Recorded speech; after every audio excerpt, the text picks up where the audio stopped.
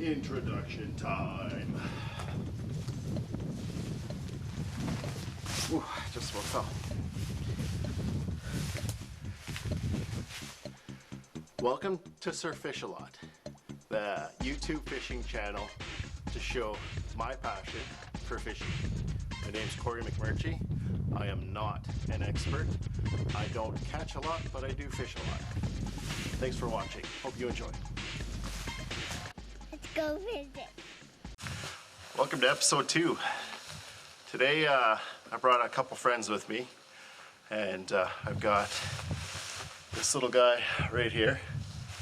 It's my son Kaiser, and I've got my neighbor Ryan with me, and we're putting a little old wives' tale to a test. We're talking about camouflage and seeing if wearing camouflage can stop fish from spooking away. So let's get at it.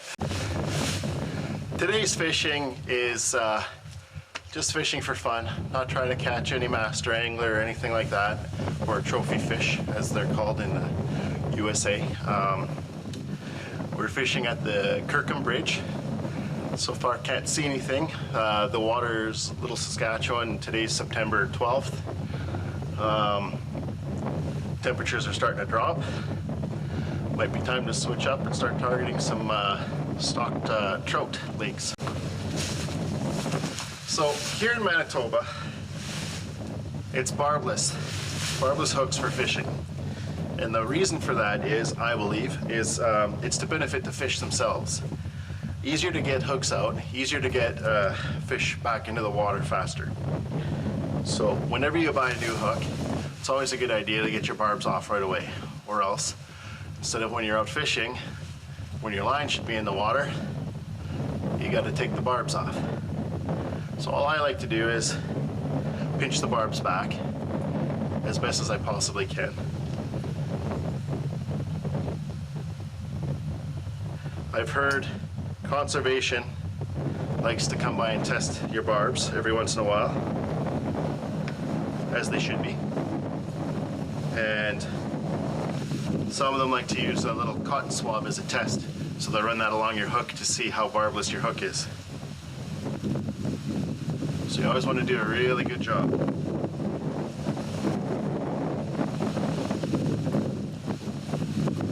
I have read on social media some other things about fishing in general, and barbless or not, how a hooking of a fish affects the fish's feeding habits.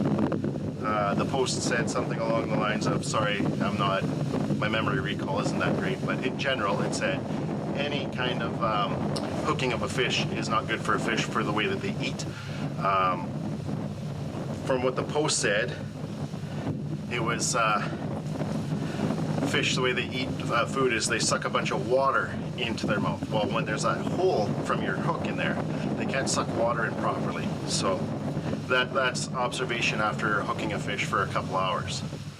So, but when I think about it, when a human goes and does it to themselves, say a piercing like a, what's it called, a Marilyn Monroe style piercing up here, doesn't really stop humans from eating, does it? But humans don't have to suck in a bunch of air or water to eat. So, food for thought. But getting the fish back in the water and holding them horizontally as fast as possible helps the fish recover faster so that other people can catch,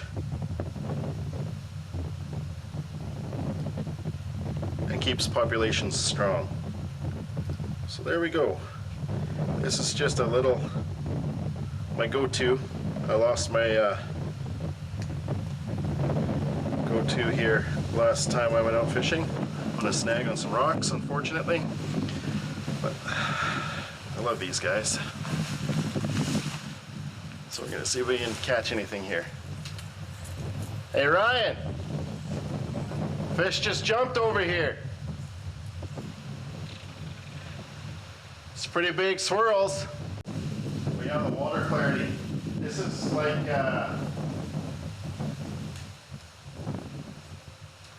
sight fishing in winter time. You got that big hole open and you can look right down. It's one of the few places I've ever seen the water this clear. Like there's no algae, no nothing. The weeds haven't taken over completely either. I think it's a gorgeous, gorgeous spot. So I hope they're here right now. I know, the camel. The camel should be making all the difference. Now I know there's been somebody here recently because the last time I was here, a beer can wasn't over there on the other side. That's one thing that irritates me about some people. Even their garbage laying around. Like there's a garbage barrel just up over there. All right. As promised, Ryan is a much better fisherman than I. And we have here the rock bass. Wah, wah, wah. So cut it on a little jig head with a worm, uncut angling style. There it is. The little guy. And he's gone. Sick release on that one.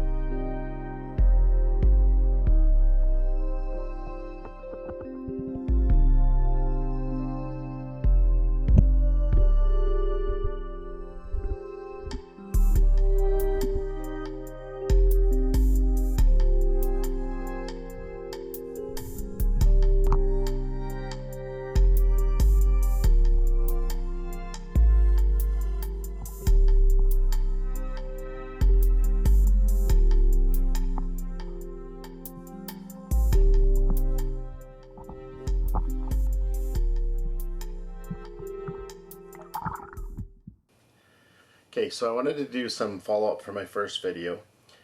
Some of the research I was doing from the Manitoba Master Angler app, I read the backgrounds wrong for several bridges, and I spent a lot of my time fishing on the Shell River when I no longer believe at this point that the Shell River was the spot where I should have been fishing. The mouth of the Shell River, where it meets or joins into the Lake of the Prairies, there is a bridge over there, and that bridge I believe is the one where some of the fish were caught, the rock bass, the master angler size rock bass. And it makes sense in retrospect because along the Shell River there's a lot of fathead minnows, which one of my friends pointed out that what I was catching was a fathead minnow, are fed into that location, so the bigger fish would feed on the smaller fish that are coming in. And the other bridge that I see one individual in particular catching quite a few master angler rock bass is known as the Roblin Bridge. So make sure you're doing your homework and make sure you're asking the locals, because I did ask a local guy and he told me the Roblin Bridge was the place to go, so I should have just started there and stuck to it. So anyways, about the camouflage, yeah. I haven't fished enough with it on, but I think the jury for it right now is, I think we're gonna keep rolling with it. So what I experienced when we were at the Kirkham Bridge was the fish didn't seem to spook away as much from previous trips that I'd been there. Normally it was kind of one and done for me, except for if I got the early morning bite. But I'll have to keep trying it and see how it goes. Can you say, please subscribe? Please subscribe. Like? Like, Comment. comment.